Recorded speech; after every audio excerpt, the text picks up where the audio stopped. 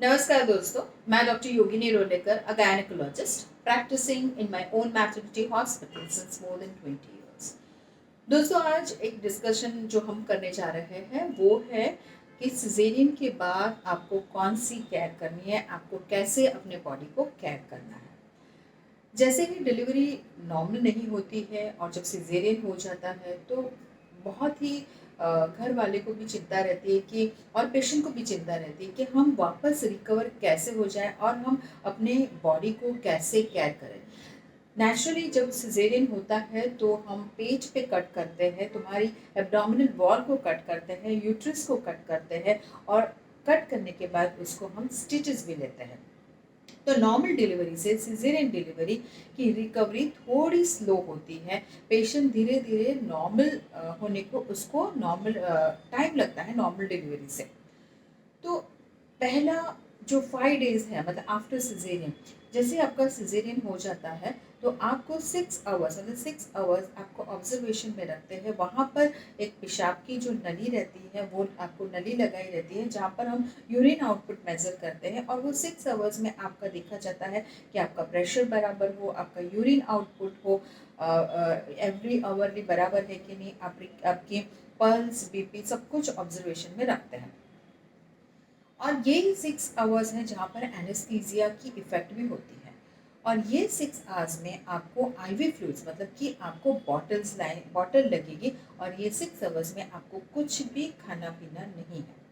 6 hours के बाद आपके डॉक्टर्स आपको चेक करेंगे। अगर आपकी कंडीशन नॉर्मल हो और डॉक्टर आपको बताएंगे कि भाई सब कुछ नॉर्मल है, अभी आप लिक्विड डाइट ले सकते हैं, मतलब कि लिक्विड डाइट से स्टार्ट करते हैं। तो लिक्विड डाइट में आपको ज़्यादा से ज़्यादा पानी पीने की सलाह देंगे, आपको जूस पीने की सलाह देंगे, आप सूप भी पी सकते हैं और फ्रूट्स भी खा सकते हैं। लिक्विड की मात्रा इसके लिए ज़्यादा कही जाती है क्योंकि जितना आप लिक्विड पिएंगे उतना ही यूरिनेशन होगा, उतना ही बॉडी अपना क्लीन होगा और आपकी रिकवरी फास्ट होगी। After 6 hours of your liquid diet, doctors आपको सॉफ्ट डाइट के बारे में एडवाइस करेंगे। मतलब सॉफ्ट डाइट मतलब आप खिचड़ी ले सकते हैं, आप सब्जी ले सकते हैं, आप दलिया ले सकते हैं, आप उपमा ले सकते हैं। एक बार जैसे ये सॉफ्ट डाइट स्टार्ट हो गया और आपका डाइजेशन एकदम अच्छे से होगा और ये टाइम में क्या होगा कि आपके डॉक्टर्स जो यूरिन का जो कैथेटर रहता है मतलब जो आपको नली लगाई होती है वो नली भी निकाल देंगे, आपको एनिमा भी दे देंगे, तो आपको जो गैस हुआ होगा वो भी निकल जाएगा, आपका पेट हल्का हो जाएगा और सॉफ्ट डाइट लेने के बाद वो कैसे डाइजेस्ट हो रहा है, कहीं आपको वॉमिटिंग तो नहीं हो रही, ये सब का ऑब्जर्वेशन करेंगे। एक बार आपका कैथेटर निकल गया, आपने यूरिनेशन कर दिया, आपने स्टूल पास कर लिया, आपने खाना अच्छे से खाने लगे, डाइजेस्ट होने लगे, अगर आपको वॉमिटिंग नहीं हो रही है, आप कंफर्टेबल है तो आप फुल डाइट ले सकते हैं। तो ये सब जो प्रक्रिया है वो स्लोली स्लोली चलेगी। By the third day you will be completely alright. और दूसरी बात ये रहती है कि बिकॉज ये सिजेरियन हुआ है तो आपको stitches pain second day third day आपको होगा, थोड़ा अनकंफर्टेबल होगा, मगर आपके डॉक्टर्स आपको painkiller round the clock देते हैं, उसकी वजह से आपको आपकी रिकवरी में भी वो आपको हेल्प करेंगे। फोर्थ डे या फिफ्थ डे आपको डिस्चार्ज मिलेगा और आपके डॉक्टर जहाँ पे कट किया है सिजेरियन का वहाँ पर ड्रेसिंग करेंगे और आपको घर भेजेंगे। अभी घर जाने के बाद सबको ये प्रॉब्लम रहता है कि हम कैसे संभालें, क्या हम स्नान कर सकते हैं या नहीं कर सकते।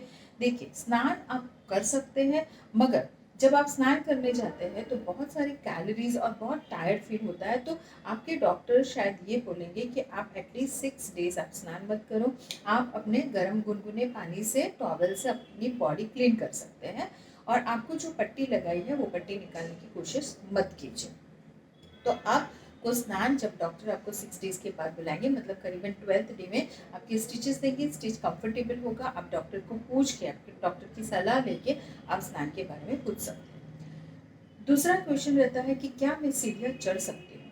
हाँ, आप सीढ़ियाँ चढ़ सकते हैं, मगर सीढ़ियाँ आपको दिन में एक ही बार चढ़नी है। अगर आपका घर सेकेंड फ्लोर पे है, मतलब आपका एक बंगलो है और आपको सेकेंड फ्लोर तक जाना है, तो एक बार चढ़ सकते हैं, मगर घड़ी घड़ी इसको ऊपर नीचे करने की ज़रूरत नहीं है, क्योंकि आप जितना सीढ़ी चढ़ेंगे तो आपको उसके पेट पे स्ट्रेस आएगा, आपको पेन होगा। तो मेरी सलाह ऐसी है कि 15 से 20 दिन आप सीढ़ियाँ ना चढ़े तो अच्छी बात है।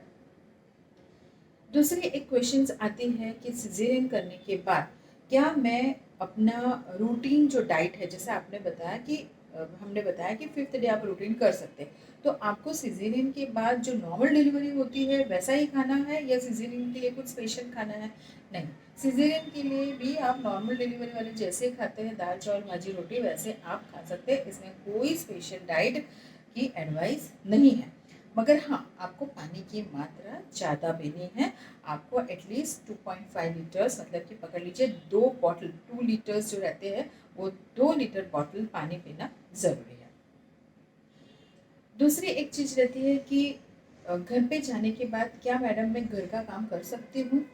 तो मैं आपको सलाह दूंगी कि एटलीस्ट 15 से 20 दिन आप थोड़ा हैवी काम मत कीजिए। आप अपना जैसे आप अपने बच्चे को ब्रेस्ट फीडिंग करवाते हैं या फिर उसके कपड़े चेंज करते हैं, वैसे छोटा मोटा काम कर सकते हैं। आप हैवी काम नहीं करिए, जैसे कि आटा गूंदना हो, रोटी बनाना हो, झाड़ू लगाना हो, तो वैसे काम नहीं करना है। वो सब काम आप 1.25 महीने के बाद कर सकते हैं, मतलब कि ऑलमोस्ट 5 to 6 वीक्स के बाद करेंगे तो वो अच्छा रहेगा आपकी सेहत के लिए और आपके स्टिच को भी प्रॉब्लम नहीं आएगा।